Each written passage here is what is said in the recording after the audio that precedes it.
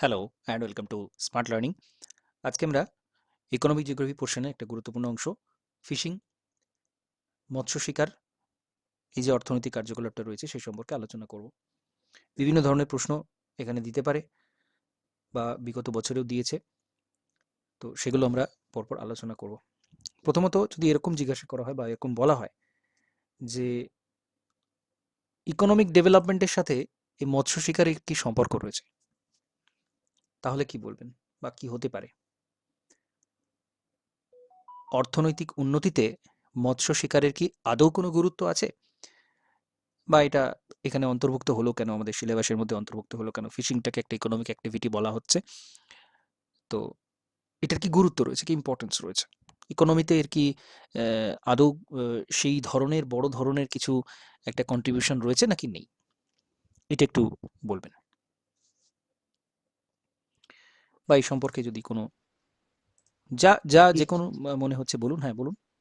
Fishing basically দু রকমের হয়, একটা হলো ইনল্যান্ড ফিশিং আর একটা হলো মেরিন ফিশিং। ঠিক। এবার এই ফিশিং এর ফলে দেশের অর্থনীতিতে নানাভাবে ইম্প্যাক্ট ফেলে। যেমন যে দেশের হলো মৎস্য শিকারের পরিমাণ বেশি হয়, সেগুলো যদি বিদেশে রপ্তানি করা হয় তার থেকে বৈদেশিক মুদ্রা অর্জন করা যায়, যা দেশের ইকোনমিতে একটা প্রভাব ফেলে।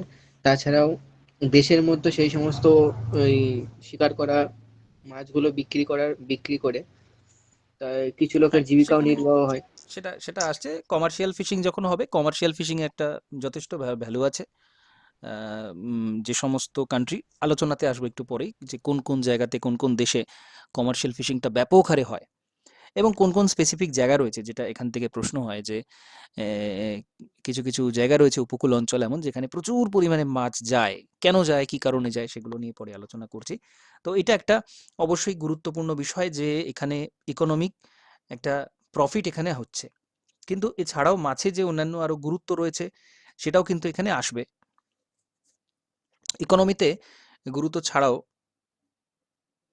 যথেষ্ট ভালো প্রোটিন সমৃদ্ধ একটা খাদ্যের উৎস, ভিটামিন ডি, আয়োডিন এখান থেকে যথেষ্ট পরিমাণে পাওয়া যায়। জৈব সার তৈরিতে কৃষিকাজের এখানে কিন্তু মাছের, মানে যে শুকনো করা যেটা মাছ, সেখান থেকে কিন্তু জৈব সার তৈরি হয়। পোলট্রি ফার্মিং, সেখানে তাদের খাদ্য হিসেবে মাছকে শুকিয়ে তাদের খাদ্য হিসেবে সেটা দেওয়া হয়। বিভিন্ন মাছ, স্পেসিফিক কিছু মাছ রয়েছে যার মাছের চর্বি থেকে বিভিন্ন তেল তৈরি করা হয়। কড মাছের থেকে কড লিভার অয়েল তৈরি করা হয়। এই ধরনের বেশ কিছু উৎকৃষ্ট দ্রব্য মাছ থেকে কিন্তু স্পেসিফিক তৈরি করা হয়। বেশ কিছু ওষুধ রয়েছে যেগুলো মাছ থেকে তৈরি করা হয়। এর সাথে এই ইন্ডাস্ট্রিটার সাথে প্রচুর মানুষ যুক্ত রয়েছেন। উপকূল অঞ্চলে, বিশেষত বন্দরের পার্শ্ববর্তী অঞ্চলে যে সমস্ত মানুষ বসবাস করেন, শুধুমাত্র মাছটা তো ধরা নয়, সেটাকে প্যাকিং করা, সেটাকে সংরক্ষণ করা, বরফ দেওয়া, লবণ দেওয়া ইত্যাদি নানান রকমের যে কাজগুলো রয়েছে, সেই কাজের সাথে প্রচুর মানুষ যুক্ত রয়েছেন। তো প্রচুর মানুষের জীবিকা কর্মসংস্থান এখানে হচ্ছে, এর মাধ্যমে হচ্ছে। এগুলো রয়েছে মাছ ধরার ট্রলার, নৌকা, এদের যন্ত্রাংশ, তার জন্য শিল্পকেন্দ্র তৈরি হয়েছে স্পেসিফিক। তো ইন্টার রিলেটেড বিভিন্ন ইন্ডাস্ট্রি এর সাথে জড়িত।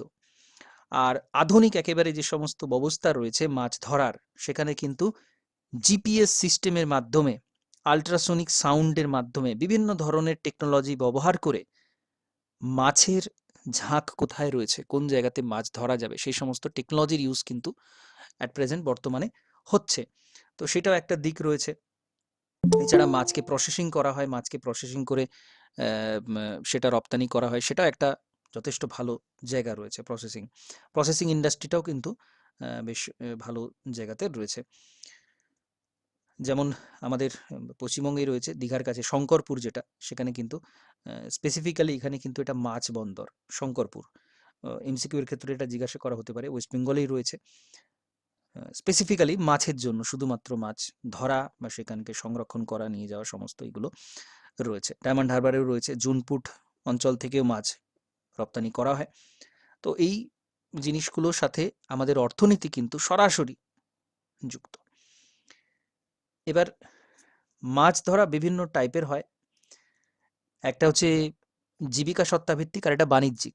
যেটা জীবিকা সত্তাভিত্তিক হয়, অর্থাৎ যেটা শুধুমাত্র নিজের প্রয়োজনে ব্যবহার করা হয়, বাণিজ্যে মানে যথেষ্ট বড় বিজনেস বা ব্যবসার পরিপ্রেক্ষিতে যেটা হচ্ছে না, শুধুমাত্র জীবিকা নির্বাহের জন্য হচ্ছে, যেটা জীবন বেঁচে থাকার জন্য যেটা হচ্ছে, সেটাকে আমরা বলছি জীবিকা সত্তাভিত্তিক মৎস্য শিকার, যেটাকে আমরা একেবারে সরাসরি প্রাইমারি অ্যাক্টিভিটির মধ্যে ফেলে দিচ্ছি, যেটাকে আমরা মাছ আহরণ বলছি। আমরা জানি প্রাইমারি অ্যাক্টিভিটি সেইগুলো যেগুলো কিনা আমরা প্রকৃতি থেকে সরাসরি আহরণ করে থাকি। আর যখন বাণিজ্যিক হবে সেটা কিন্তু সেটা টার্সিয়ারিতে চলে যাবে, টার্সিয়ারি সেক্টরের মধ্যে চলে যাবে, কারণ সেখানে বিজনেসের ব্যাপার রয়েছে, বাণিজ্যের ব্যাপার রয়েছে, পরিষেবা দেওয়ার একটা ব্যাপার রয়েছে, যেটা আমরা টার্সিয়ারি সেক্টরকে ফেলে থাকি। সুতরাং এই দুটো ধরনেরই মৎস্য শিকার হয়ে থাকে। আমরা দেখেছি যারা বিভিন্ন আদিবাসী অঞ্চলে বসবাসকারী মানুষ যারা রয়েছেন, তাদের ক্ষেত্রে তারা বাণিজ্যিকভাবে কিন্তু করেন না, তারা বেঁচে থাকার জন্য করেন। সামান্য কিছু বাজারজাতকরণ তারা করে থাকেন, মানে পুরোটাই বেঁচে থাকার সাথে, লিভলিহুডের সাথে জড়িত, সেখানে তার হিউজ প্রফিটের ব্যাপার কিন্তু আসছে না। তো সেটা জীবিকা সত্তাভিত্তিক। আর বাণিজ্যিক হচ্ছে তখন যখন একেবারে বেশ বড় পরিমাপে বাণিজ্য সেখানে করা হচ্ছে। তো এই দুটো গুরুত্বপূর্ণ দিক এখানে রয়েছে। এবার কি ধরনের প্রযুক্তি ব্যবহার করা হয় সেটা একটু জানা প্রয়োজন রয়েছে, বা এগুলো বিভিন্ন জায়গাতে উল্লেখ করা যাবে। ডিসক্রিপটিভ রাইটিং এর সময় এগুলো বিশেষত ব্যবহার করা হয়, এমসিকিউর ক্ষেত্রে এটা দিতে পারে। একটা হচ্ছে কলার ইকো সাউন্ডার।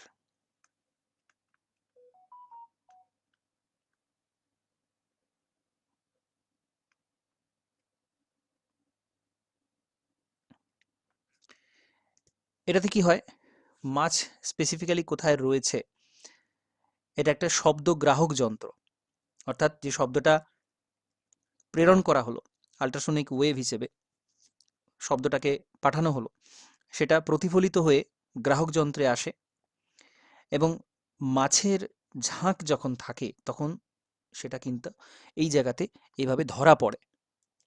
তো কালার ইকো সাউন্ডার প্রযুক্তির মাধ্যমে মাছের ঝাঁককে চিহ্নিতকরণ এটা করা হয়। এটা একটা টেকনোলজি রয়েছে, যেটা যেখানে ব্যাপক হারে বাণিজ্যিক হারে মাছ ধরা হয়, সেই সমস্ত জায়গাতে এই ধরনের প্রযুক্তি ব্যবহার করা হয়।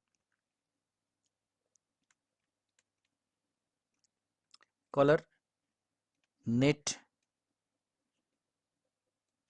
রেকর্ডার, এটাতে একটা ইকো সাউন্ডার যোগ করা থাকে, এবং জালের সাথে, নেটের সাথে ইকো সাউন্ডারটা থাকে, এবং ট্রলার যেটা রয়েছে সেখানে মাছ কোন দিকে যাচ্ছে, মাছের গতিবিধিটা এটার মাধ্যমে কিন্তু জানা যায়। তো এটাও একটা গুরুত্বপূর্ণ টেকনোলজি, যেটা মাছ ধরার জন্য ব্যবহার করা হয়, বা তার গতিবিধিটা, মূলত গতিবিধি লক্ষ্য করা, এটা জাস্ট কোন জায়গাতে রয়েছে সেটা জানার জন্য ইকো সাউন্ডার। নেট রেকর্ডার, মাছের পুরো গতিবিধিটা এর মাধ্যমে জানা যাচ্ছে। এছাড়াও র্যাডার রয়েছে। র্যাডার বহু দূরের জিনিস, এখান থেকে কোথায় কি রয়েছে সেটা বোঝা সম্ভব। মাছের ঝাঁক থাকলে সেখানে বিভিন্ন ধরনের চিহ্ন আলাদা ভেসে উঠবে, এবং তার মাধ্যমে বোঝা যাবে যে 30-40 কিলোমিটার দূরেও সেখানে কি ধরনের মাছ রয়েছে, সেটা কিন্তু র্যাডারের মাধ্যমে বোঝা সম্ভব। আরেকটা পদ্ধতি রয়েছে, সেটা হচ্ছে স্যাটেলাইট। স্যাটেলাইটের মাধ্যমেও কিন্তু বর্তমানে আধুনিক জাহাজ, ট্রলার যেগুলো রয়েছে, সেখানে মাছের অবস্থান, বিভিন্ন তথ্য, শুধুমাত্র মাছের অবস্থান নয়, স্যাটেলাইটের মাধ্যমে যাবতীয় সমস্ত অনেক ধরনের তথ্য, বায়ুপ্রবাহ কোন দিকে, অন্যান্য যানবাহন কোথায় কি অবস্থান করছে, সমস্ত কিছু ইন ডিটেল স্যাটেলাইট এর মাধ্যমে সেই তথ্যটা পেয়ে যাওয়া সম্ভব। তো এইসব আধুনিক পদ্ধতি ব্যবহার করে বাণিজ্যিকভাবে মাছ ধরা হয়।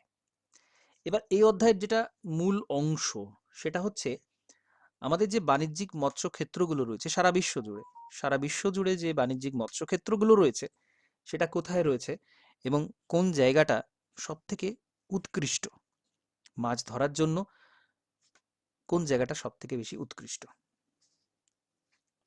তো এখানেও কিন্তু আমাদের ওয়ার্ল্ড ম্যাপে পয়েন্ট আউট করতে হবে, এবং যেটা সব থেকে উৎকৃষ্ট জায়গা সেটা হচ্ছে কোথায় মাছ সব থেকে সারা বিশ্বে কোন স্পেসিফিক কোন অঞ্চলে মাছ সব থেকে বেশি ধরা হয়, এটা জানা আছে কারো?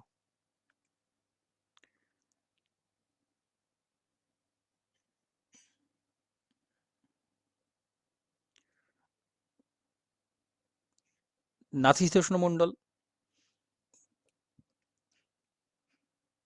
বিভিন্ন কারণ রয়েছে, সেই কারণগুলো আলোচনা করতে হবে। নাতিশীতোষ্ণ মণ্ডলে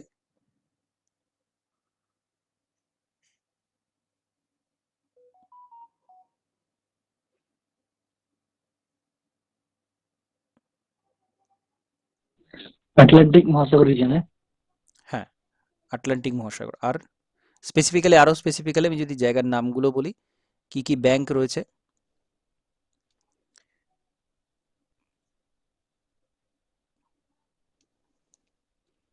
স্যার গ্র্যান্ড ব্যাংক আছে, হ্যাঁ, আর আর আসতে যে মুহূর্তে মনে পড়ছে না। গ্র্যান্ড ব্যাংক, নিউ ডগার্স, ফাউন্ডল্যান্ড বলে একটা জায়গা আছে। হ্যাঁ ডগার্স ব্যাংক। আসছি, আমি এগুলোতে আসছি, জাস্ট কতটা কি মনে আছে যারা পড়েছেন সেটা জানার জন্য জিজ্ঞাসা করলাম। আচ্ছা, এবার এখানে একটা খুব গুরুত্বপূর্ণ প্রশ্ন হয়, সেটা হচ্ছে নাতিশীতোষ্ণ মণ্ডলেই মৎস্যক্ষেত্রগুলো কেন তৈরি হয়েছে, কেন সেখানে মৎস্য বাণিজ্যটা উৎকৃষ্টতা লাভ করেছে, সেখানে কেন বেশি মাছ ধরা হয়?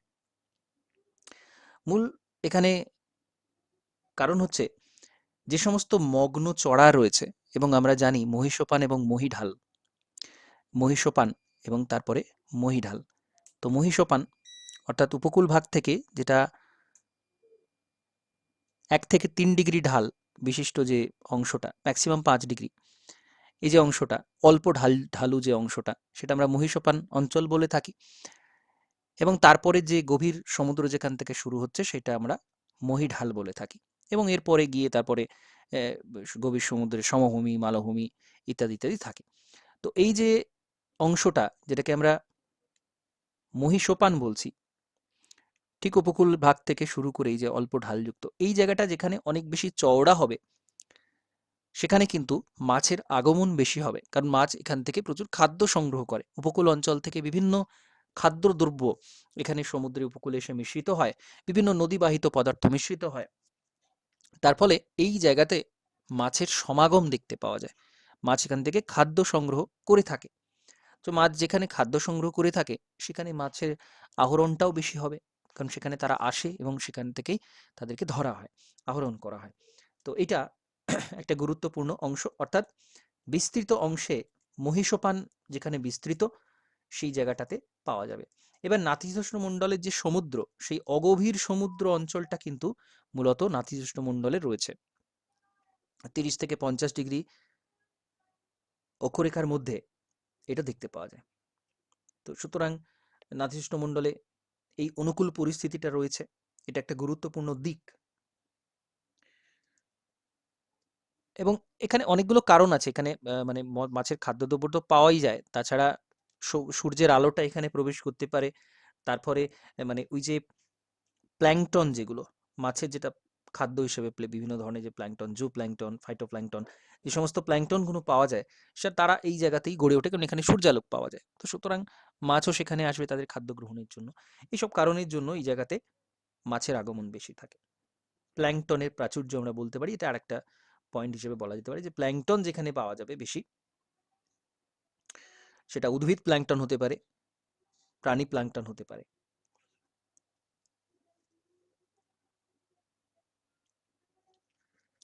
নাতিশীতোষ্ণ মণ্ডলে গড়ে ওঠার আরেকটা গুরুত্বপূর্ণ কারণ হচ্ছে উষ্ণ এবং শীতল সমুদ্র স্রোতের মিলন ক্ষেত্র। আমরা জানি সমুদ্রে বিভিন্ন যে স্রোতগুলো রয়েছে, সেটা কোথাও উষ্ণ স্রোত, আবার কোথাও শীতল স্রোত, তুলনামূলক উষ্ণতা কম বেশি থাকে। তো যেখানে উষ্ণ এবং শীতল স্রোত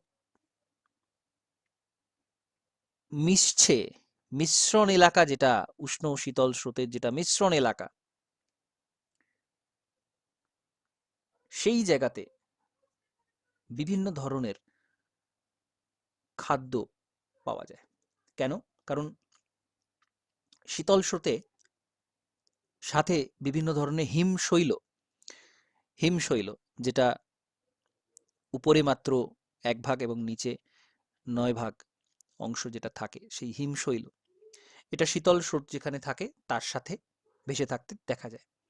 এবার বরফের মধ্যে এই যে বিশাল বরফের স্তূপ যেটা হিমশৈল বলা হচ্ছে, তার মধ্যে বিভিন্ন ধরনের শৈবাল, নুড়ি, পাথর ইত্যাদি ইত্যাদি থাকে।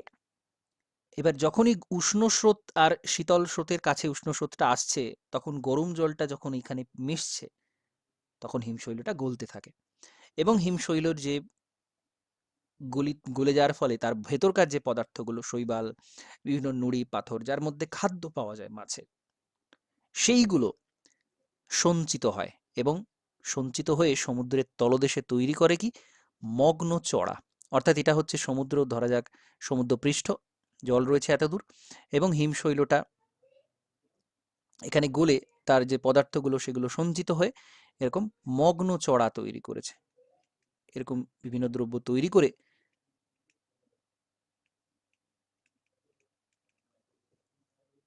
মগ্ন চড়া। তো এই যেখানে মগ্ন চড়া তৈরি হবে সেইখানেই কিন্তু মাছের আগমন ঘটবে, কারণ এইখানে তারা তাদের খাদ্য সংগ্রহ করতে পারছে। এই ধরনের কিছু মগ্ন চড়া হচ্ছে Grand bank, Dogger's bank, Rockall bank, যেগুলো অধিকাংশই এই আটলান্টিক মহাসাগরের দুদিকে পাওয়া যায়, যেটা আমরা দেখব আমেরিকা যুক্তরাষ্ট্র থেকে শুরু করে পশ্চিম ইউরোপের বিভিন্ন দেশগুলোতে এই কারণে মৎস্য আহরণটা অনেক বেশি হয়ে থাকে। আর কি নাতিশীতোষ্ণ জলবায়ু। নাতিশীতোষ্ণ জলবায়ু আমরা জানি না শীত না উষ্ণ, অর্থাৎ যেটা কিন্তু অনেক বেশি মনোরম জলবায়ু। উষ্ণতা 20 ডিগ্রি সেলসিয়াসের কম থাকে সাধারণত, মাছের সমাবেশ বেশি হয়, কারণ আবহাওয়াটা তাদের পক্ষে কমফোর্টেবল হয়। এছাড়া আরেকটা দিক রয়েছে, এই শীতলতার জন্য মাছ কিন্তু চট করে নষ্ট হয় না, অর্থাৎ আহরণের পর যে আহ, সেটাকে সঞ্চয় করা, সংগ্রহ করা এবং তারপরে তো বাজারজাতকরণ, পচনশীল দ্রব্য, সুতরাং শীতল আবহাওয়াতে সেটা দীর্ঘক্ষণ ভালো থাকে। এটাও একটা গুরুত্বপূর্ণ দিক। তো নাতিশীতোষ্ণ জলবায়ু দুদিক থেকে সাহায্য করে মৎস্য আহরণ ক্ষেত্র গড়ে ওঠার জন্য। এছাড়া উপকূল অংশগুলো কৃষিকাজে খুব একটা ভালো সাধারণত হয় না, তার ফলে এবং কিছু অনুকূল পরিস্থিতি থাকে, তার ফলে মাছ আহরণের কে পেশা হিসেবে বেছে নেওয়ার জন্য প্রচুর মানুষ এগিয়ে আসে। যেহেতু কৃষিকাজটা খুব ভালো হচ্ছে না বা মাছ পাওয়া যাচ্ছে, এই পজিটিভ নেগেটিভ দুটো কারণে সাধারণ মানুষ তারা মৎস্য শিকারে উৎসাহ পায়। ভগ্ন উপকূল একটা গুরুত্বপূর্ণ দিক। ভগ্ন উপকূল যেখানে হয় সেখানে বন্দর তৈরি হয়, আমরা জানি। ভগ্ন উপকূল অর্থাৎ স্বাভাবিক পোতাশ্রয়, একটা স্থলভাগ, ধরা যাক এটা উপকূল ভাগ, উপকূল রেখা এটা চলেছে এবং যেখানে এই ধরনের ভগ্ন অংশ থাকে সেখানে কি হয়, সেখানে পোতাশ্রয় তৈরি হতে সুবিধা রয়েছে, বন্দর তৈরি হওয়ার সুবিধা রয়েছে, কারণ এখানে ঢেউ প্রবেশ করে না ইত্যাদি ইত্যাদি অনেক বেশি সুবিধা থাকে। তো যেখানে এই ধরনের ভগ্ন উপকূল থাকে সেই অঞ্চলে বন্দর গড়ে ওঠে এবং মৎস্য আহরণই হোক বা সেটাকে বিদেশে পাঠানোই হোক, বাণিজ্যের কারণেই হোক, বন্দরটা কিন্তু একটা খুব গুরুত্বপূর্ণ দিক হিসেবে, গুরুত্বপূর্ণ কারণ হিসেবে এখানে থাকে। তো সুতরাং এটা একটা গুরুত্বপূর্ণ বিষয় যেটা নাতিশীতোষ্ণ মণ্ডলে এই সমস্ত অঞ্চলে দেখতে পাওয়া যায়। আমরা ভারতবর্ষের ক্ষেত্রে বলতে পারি আমাদের পূর্ব উপকূলে খুব একটা এটা পাওয়া যায় না, স্বাভাবিক ভগ্ন উপকূল বা স্বাভাবিক পোতাশ্রয় যেটা বলা হয় সেটা পরিমাণটা কম, পশ্চিম উপকূলে বেশি।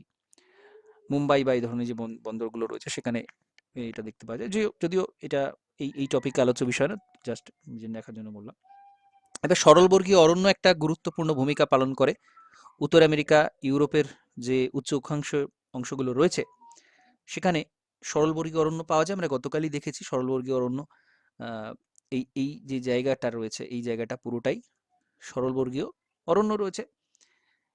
এই এই গাছের কাঠ দিয়ে নৌকা, ট্রলার ইত্যাদি তৈরি করা হয় এবং মাছ সংগ্রহের সেটা একটা সুবিধাজনক যদিও এটা ঠিক সরাসরি কারণ বলা যায় না, একটা দুর্বল কারণ, কিন্তু এটা হয়, সুতরাং এটাও এর মধ্যে আসবে।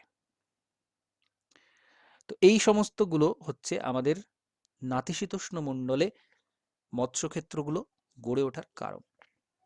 এইবার হচ্ছে কোথায় কোথায় বাণিজ্যিক মৎস্যক্ষেত্র রয়েছে, সেগুলো কোথায়? খুব গুরুত্বপূর্ণ দিক হচ্ছে আমাদের এই যে প্রশান্ত মহাসাগরের উত্তর পশ্চিম প্রশান্ত মহাসাগর, অর্থাৎ এই যে এখানে জাপান রয়েছে, চীন, জাপান, রাশিয়ার অংশটা, রাশিয়ার পূর্ব উপকূল, জাপান, উত্তর কোরিয়া, দক্ষিণ কোরিয়া, চীনের উপকূল, এই জায়গাটা হচ্ছে উত্তর পশ্চিম প্রশান্ত মহাসাগরীয় অংশ।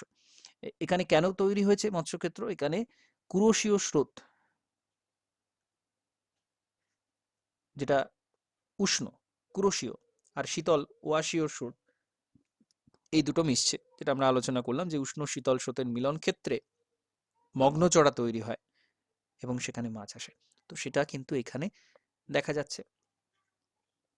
তো এটা প্রচুর পরিমাণে মাছ এখানে আহরণ করা হয়। বিশেষত জাপান অনেকটা এগিয়ে রয়েছে অন্যান্য এখানে দেশগুলো, শীতল মণ্ডলে অবস্থিত, মানে নাতিশীতোষ্ণ মণ্ডলে অবস্থিত, এবং এই এই অংশ থেকে এরা প্রচুর পরিমাণে মৎস্য আহরণ করে এবং বিদেশে রপ্তানি করে। বিভিন্ন মানে এগুলো প্রথম স্থান অধিকার করে বলা যায়। এবার এগুলো বিভিন্ন তথ্য বিভিন্ন সময় পরিবর্তিত হয়, কিন্তু প্রথম অথবা দ্বিতীয় স্থানে থাকে এই উত্তর পশ্চিম প্রশান্ত মহাসাগরীয় ক্ষেত্রটা। এটা ১ নম্বর হলো, যেটা আমরা বলছি জাপান, উত্তর কোরিয়া, দক্ষিণ কোরিয়া, চীন, এই অংশটা। আর কি? পশ্চিম মধ্য প্রশান্ত মহাসাগরীয় ক্ষেত্র, অর্থাৎ আরেকটু নিচের দিকে কোন কোন দেশ আসবে? ইন্দোনেশিয়া, ফিলিপাইন্স থেকে শুরু করে অস্ট্রেলিয়ার উত্তর পূর্ব উপকূল পর্যন্ত, অর্থাৎ অস্ট্রেলিয়ার এই যে অংশটা রয়েছে, অস্ট্রেলিয়া এই জায়গাটা পর্যন্ত, এই জায়গাটা পর্যন্ত এখানে চলে আসবে। অর্থাৎ এই দিকে এইখানটার যেসব দেশগুলো রয়েছে চীনের নিচেতে, চীনের ডান দিকে, সেই জায়গাগুলোতে এই সব দেশগুলো আসবে।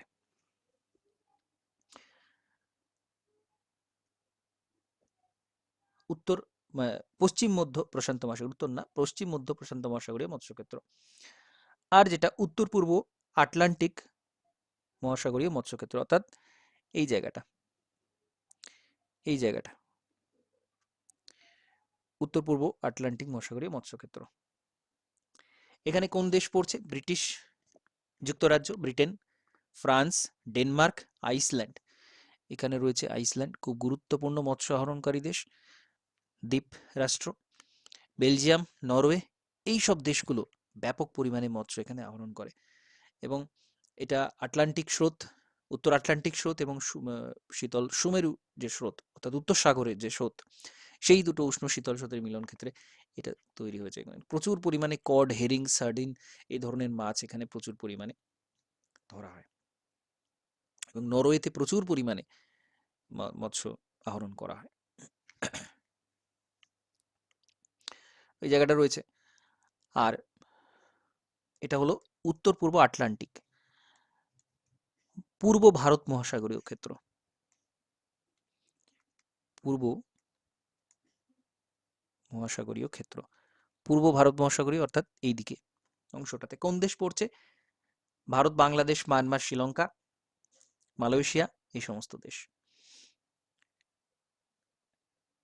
মৌসুমী স্রোত এখানে দেখতে পাওয়া যায়, এখানে আমরা জানি মৌসুমী স্রোত দেখতে পাওয়া যায়,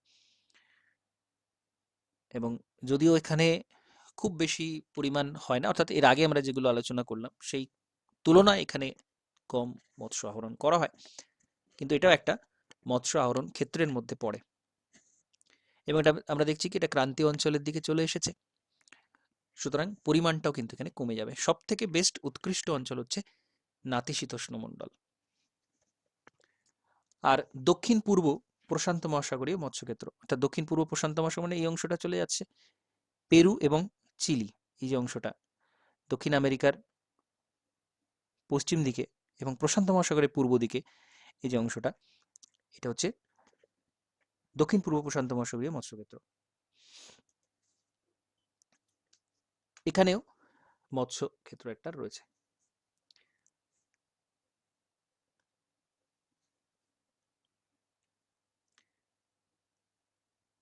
উত্তর পূর্ব প্রশান্ত মহাসাগরীয় মৎস্যক্ষেত্র, উত্তর পূর্ব প্রশান্ত মহাসাগরীয় মৎস্যক্ষেত্র, অর্থাৎ কোন কোন দেশ আসবে? আমেরিকা যুক্তরাষ্ট্র, কানাডার পশ্চিম উপকূল,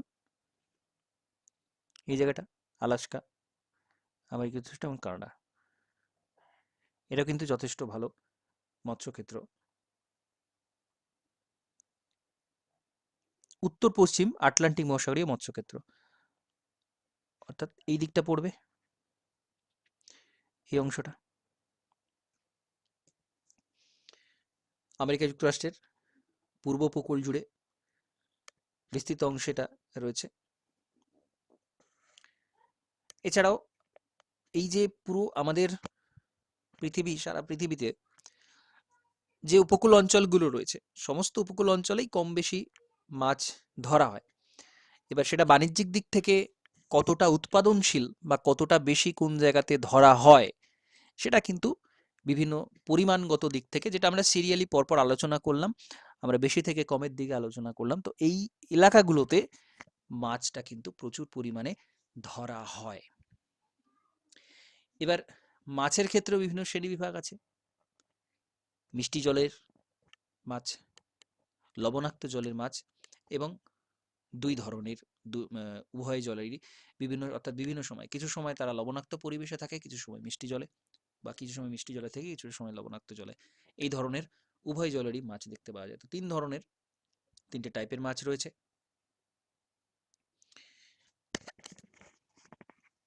মিষ্টি জলের যে মাছ বা স্বাদু জলের যে মাছ, সেখানে জলাশয়ের বড় ছোট জলাশয় এবং নদী, ছোট জলাশয় থেকে শুরু করে হ্রদ, বড় জলাশয় এবং নদীর যে মাছ, সেটা মিষ্টি জলের মাছ বলা হয়ে থাকে। বা ইনল্যান্ড ফিশিং এর ক্ষেত্রে আভ্যন্তরীণ যে মৎস্য আহরণ, সেটা কিন্তু এই মিষ্টি জলের মাছটাই ধরা হয়। এবং ভারতবর্ষের ক্ষেত্রে, ভারতবর্ষেও যথেষ্ট বড় উপকূল রয়েছে, বন্দর রয়েছে, সবই রয়েছে, কিন্তু সেই পরিমাণে মৎস্য আহরণ করে না, বা সেটা সম্ভব হয়নি। কেন হয়নি, এটা একটা প্রশ্ন, সেটা নিয়ে পরে আলোচনা করব। কিন্তু এটা মনে রাখতে হবে যে আমাদের ইনল্যান্ড ফিশিংটা কিন্তু ভারতবর্ষের ক্ষেত্রে যথেষ্ট রয়েছে। ভারতবর্ষের নদ নদী যথেষ্ট রয়েছে, হ্রদ যথেষ্ট রয়েছে, বৃষ্টিপাত যথেষ্ট পরিমাণে হয়। এই কারণে এইগুলো যদি যথেষ্ট পরিমাণে রয়েছে, সেই কারণে স্বাদু জলের মাছটাই ভারতবর্ষের ক্ষেত্রে বেশি চলে। কিন্তু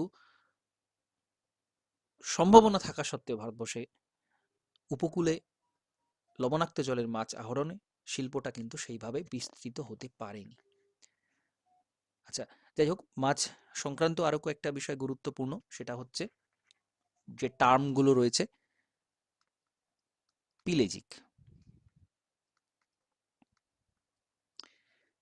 পিলেজিক,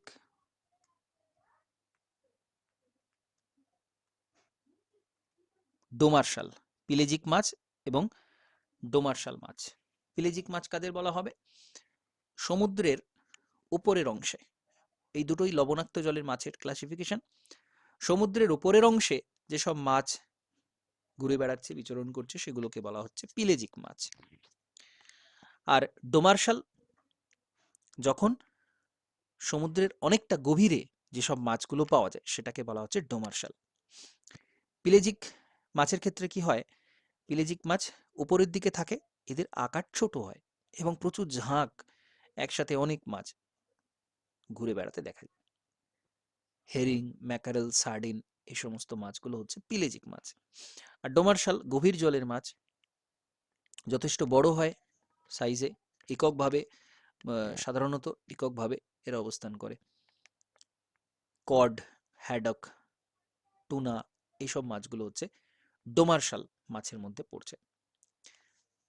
আর যেটা উভয় জলের যে মাছগুলো, সেটাও খুব গুরুত্বপূর্ণ। একটা হচ্ছে অ্যানাড্রোমাস, একটা হচ্ছে ক্যাটাড্রোমাস, আর একটা হচ্ছে অ্যাম্ফিড্রোমাস।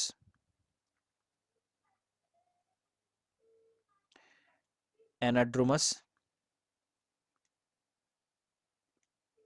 ক্যাটাড্রোমাস এবং অ্যাম্ফিড্রোমাস। অ্যানাড্রোমাস কাকে বলা হয়? যেসব মাছগুলো নোনা জলে বসবাস করে, সমুদ্রে বসবাস করে, কিন্তু ডিম পাড়ার সময়তে নদীতে চলে আসে, মিষ্টি জলে চলে আসে, সেটাকে বলা হচ্ছে অ্যানাড্রোমাস। উদাহরণ ইলিশ। ইলিশ মাছ ডিম পাড়ার সময় নদীতে চলে আসে, মিষ্টি জলে চলে আসে, তো এটা হচ্ছে অ্যানাড্রোমাস মাছ। ক্যাটাড্রোমাস মাছ, যেসব মাছ মিষ্টি জলে বসবাস করে, অর্থাৎ মূলত নদীর জলে বসবাস করে, কিন্তু ডিম পাড়ার সময় চলে যায় উপকূলে, সমুদ্রের মধ্যে, তাকে বলা হয় ক্যাটাড্রোমাস। অর্থাৎ অ্যানাড্রোমাসের ঠিক উল্টো হচ্ছে ক্যাটাড্রোমাস মাছ। যেমন ইল মাছ, ইল মাছ ক্যাটাড্রোমাস। আর অ্যাম্ফিড্রোমাস। অ্যাম্ফিড্রোমাস এরা কিছুটা সময় মিষ্টি জলে বসবাস করে, কিছুটা সময় সমুদ্রের নোনা জলে বসবাস করে। অর্থাৎ এদের ওই ডিম পাড়ার বিষয়টা থাকছে না, বিভিন্ন সময় বিভিন্ন পরিবেশে এরা বসবাস করছে। অ্যাম্ফিড্রোমাস মাছ এদেরকে বলা হচ্ছে। তো এই টার্মগুলো মনে রাখতে হবে, গুরুত্বপূর্ণ। এবার ভারতবর্ষে যে বিষয়টা বলছিলাম, যে ভারতবর্ষে আভ্যন্তরীণ মৎস্যক্ষেত্র কেন গড়ে উঠেছে, কি কি কারণ? প্রাকৃতিক কারণ কিছু রয়েছে, জলাশয়ের গভীরতাটা একটা খুব গুরুত্বপূর্ণ কারণ। অগভীর জলাশয়ে মাছ চাষ কিন্তু হয় না, গভীর জলাশয় প্রয়োজন, সেটা ভারতবর্ষের ক্ষেত্রে রয়েছে, দেখতে পাওয়া যায়। কিছু জলাশয় থাকে যেখানে কিন্তু একটু সবুজ রং ধারণ করে, বিভিন্ন ধরনের প্ল্যাঙ্কটন, শ্যাওলা জাতীয় কিছু উদ্ভিদ থাকার কারণে, শৈবাল জাতীয় কিছু থাকার কারণে জীব জলের রংটা সবুজ রং ধারণ করে। এই ধরনের জলে মাছের জন্য যথেষ্ট খাদ্য থাকে, তো সেখানে মৎস্য চাষটা করা সম্ভব। আর যেসব জায়গাতে, অর্থাৎ ভারতবর্ষের ক্ষেত্রে নদী, হ্রদ, জলাশয়, পুকুর প্রচুর রয়েছে, সেখানে মৎস্য চাষ সম্ভব। যথেষ্ট পরিমাণ সূর্যালোক প্রয়োজন, যেটা ভারতবর্ষে রয়েছে যথেষ্ট পরিমাণে সূর্যালোক। ওই পরিবেশটা, প্রাকৃতিক পরিবেশটা কিন্তু রয়েছে। এবং জলাশয়ের মধ্যেকার যে মাটি, সেখানে ফসফেট, নাইট্রোজেন, পটাশিয়াম, সোডিয়াম এই ধরনের পদার্থ যখন বেশি থাকে, তখন মাছ চাষ করা সেখানে সুবিধাজনক হয়। তো ভারতবর্ষের ক্ষেত্রে এগুলো সবই অনুকূল রয়েছে পরিস্থিতি, এবং চাহিদা রয়েছে, মাছের যথেষ্ট চাহিদা রয়েছে সারা ভারতবর্ষ জুড়ে, বিশেষত পূর্ব ভারতে, আমাদের পশ্চিমবঙ্গ এবং আশপাশের রাজ্যগুলোতে মাছের চাহিদা যথেষ্ট বেশি। এবং আরো অন্যান্য যে পরিকাঠামোগত দিক ইত্যাদি ইত্যাদি, সেইগুলোর জন্য আমাদের আভ্যন্তরীণ মৎস্য যথেষ্ট পরিমাণে উৎপাদিত হয়। আবার বিপরীতে ভারতবর্ষে কেন উপকূলীয় মৎস্য আহরণ সেভাবে গড়ে ওঠেনি, অনেকগুলো কারণ আছে। প্রথম কারণটাই হবে প্রাকৃতিক কারণ, যেটা হচ্ছে আমরা জানলাম কি, নাতিশীতোষ্ণ মণ্ডলে মৎস্য চাষ ভালো হয়, উষ্ণমণ্ডলে খুব একটা ভালো হয় না। মাছের বসবাসের জন্য যে অনুকূল পরিবেশগুলো রয়েছে প্রয়োজন, সেটা ক্রান্তীয় অঞ্চলে খুব ভালো নয় পরিস্থিতি। তো এটা একটা অন্যতম কারণ, যাই যেখানে মৎস্য আহরণটা কখন লাভজনক হবে, যখন প্রচুর পরিমাণে মাছ ধরা পড়বে। মাছ এখানে খুব বেশি আসে না, ঝাঁকে ঝাঁকে প্রচুর পরিমাণে মাছ, তাদের তাদের অনুকূল পরিস্থিতি নেই, অল্প পরিমাণে আসে। সুতরাং এখানে বাণিজ্যিকভাবে আহরণটা খুব একটা লাভজনক হয় না, এটা একটা অন্যতম কারণ। পরিবেশগত দিক থেকে অন্যতম কারণ। অর্থনৈতিক দিকগুলো রয়েছে, প্রযুক্তিগত দিক রয়েছে, যথেষ্ট পরিমাণে হিমঘর সংরক্ষণ করার জন্য, মৎস্য আহরণ করার জন্য এখানে কিন্তু নেই, সেই প্রযুক্তি কিন্তু এখনো পর্যন্ত যথেষ্ট পরিমাণে নেই, যার ফলে সেটা নষ্ট হয়ে যাওয়ার সম্ভাবনা থাকে, এবং খুব একটা উৎসাহিত হয় না মৎস্য আহরণের জন্য। বিদেশজাতকরণ বা পরিকাঠামোগত অন্যান্য যে পরিবহনের সুবিধা, পরিবহন বন্দরের মাধ্যমে যে বিভিন্ন জায়গার সাথে যোগাযোগ যতটা উন্নত হওয়া প্রয়োজন, ততটা উন্নত কিন্তু এখনো পর্যন্ত হয়নি। তো এই সমস্ত অর্থনৈতিক কারণগুলো রয়েছে। এবং আরেকটা কারণ রয়েছে, সেটা হচ্ছে যে এই যে আভ্যন্তরীণ মৎস্য এত পরিমাণে ধরা হয়, সামুদ্রিক মৎস্য আহরণের ক্ষেত্রে কিন্তু সেই চাহিদাটা আর থাকে না। মানুষ ইনল্যান্ড ফিশারির মাধ্যমেই সেই চাহিদাটা কিন্তু পূরণ করে ফেলছে, সুতরাং এখানে সেই সেটা প্রয়োজন নেই। তো এই সমস্ত কারণে আমাদের উপকূলীয় মৎস্য আহরণ ক্ষেত্র সেইভাবে উন্নতি লাভ করেনি। ঠিক আছে, তো এই ধরনের প্রশ্ন, এটা খুব ইজি, খুব সহজ একটা অধ্যায়। এবং ভারতবর্ষের ক্ষেত্রে যদি বিভিন্ন মৎস্য ক্ষেত্র জিজ্ঞাসা করে, ইন্ডিয়ান জিওগ্রাফির মধ্যে হয়ে যেটা যদিও পড়ে যাচ্ছে, আমাদের শুধু এটা তো ওয়ার্ল্ড এর মধ্যে শুধু নয়, ভারতবর্ষের মৎস্য ক্ষেত্রে যখন আলোচনা হবে তখন সেটা ইন্ডিয়ান জিওগ্রাফির মধ্যেও পড়ে যাচ্ছে। তো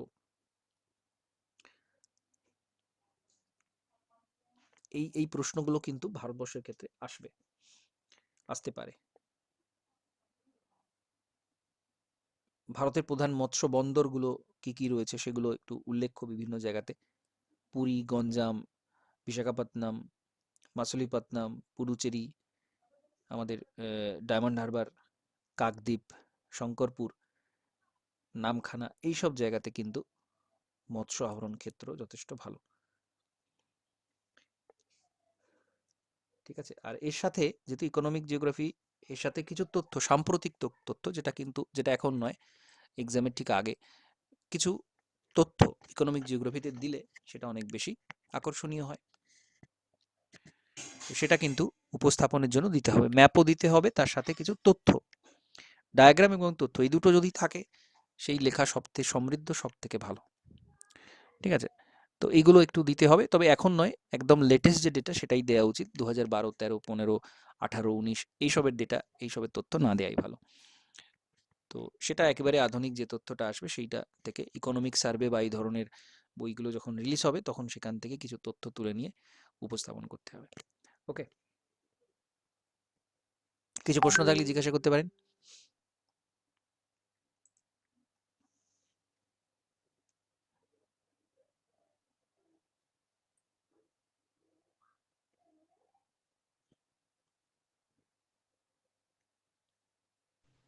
বলছি, প্রশ্নটা যখন দেবে পরীক্ষায় কি হিসাবে থাকবে, প্রশ্নটা কেমন থাকবে? ওই যে আমি প্রথম থেকে যেগুলো বললাম, যেমন ধরুন ওই সবচেয়ে গুরুত্বপূর্ণ যেটা, নাতিশীতোষ্ণ মণ্ডলে মৎস্য আহরণ ক্ষেত্রগুলো গড়ে ওঠার কারণ কি, বা কি অনুকূল পরিস্থিতি থাকলে মৎস্য আহরণ, সরাসরি নাতিশীতোষ্ণ মণ্ডল নাও বলতে পারে, কি কি অনুকূল পরিস্থিতি থাকলে মৎস্য আহরণ ক্ষেত্র সেখানে ভালো গড়ে ওঠে, ফিশিংটা সব থেকে ভালো হয়, সেটা জিজ্ঞাসা করা হতে পারে। বা ভারতবর্ষের সাথে জড়িয়ে ওই যে প্রশ্নটা, যে ভারতবর্ষের ক্ষেত্রে ইনল্যান্ড ফিশিং উন্নত, বা আমাদের উপকূলীয় মৎস্য আহরণ সেটা অনুন্নত কেন, বা সম্ভাবনা থাকা সত্ত্বেও সেভাবে কেন গড়ে ওঠেনি, বা বিশ্বের যে মৎস্য আহরণ ক্ষেত্রগুলো আছে সেটা চিহ্নিত করে সেইগুলো গড়ে ওঠার কারণ আলোচনা করুন, বিভিন্নভাবে ঘুরিয়ে ফিরিয়ে দিতে পারে। তো এখানে প্রিপারেশনটা কিভাবে রাখবেন, ওয়ার্ল্ডের ম্যাপ, ইন্ডিয়ার ম্যাপ, ওয়ার্ল্ডের এই যে ক্ষেত্রগুলো পয়েন্ট আউট করবেন একদম। আমি যে লেখাটা দিয়ে দেবো সেখান থেকে এগুলো পয়েন্ট আউট করে নেবেন, একটা ম্যাপের মধ্যে সবকটা থাকবে, পয়েন্ট আউট করা থাকবে, যে ধরনের প্রশ্ন আসবে, যে জায়গা থেকে প্রশ্ন আসবে, সেই টাইপের ম্যাপটা কিন্তু এখানে প্রোভাইড করতে হবে। যদি কিছু না বলে তাহলে পুরো ওয়ার্ল্ডেরই মূল জায়গাগুলো, মানে স্পেসিফিক যদি কিছু না বলে, জায়গা যে এইখানে কেন উন্নত, ওখানে কেন উন্নত, সেটা না বললে ওয়ার্ল্ডের ম্যাপটা দিয়ে সেখানে কি কি মৎস্য আহরণ ক্ষেত্র, কোথায় 1 নম্বর 2 নম্বর মৎস্য আহরণ ক্ষেত্রগুলো রয়েছে, সেগুলো কিন্তু পয়েন্ট আউট করতে হবে। ঠিক আছে,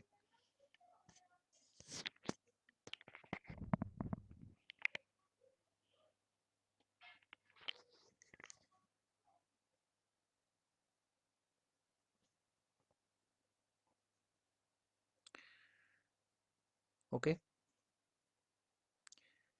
ঠিক আছে, তাহলে আজকে ক্লাসটা এখানে কমপ্লিট করছি। নমস্কার, ধন্যবাদ।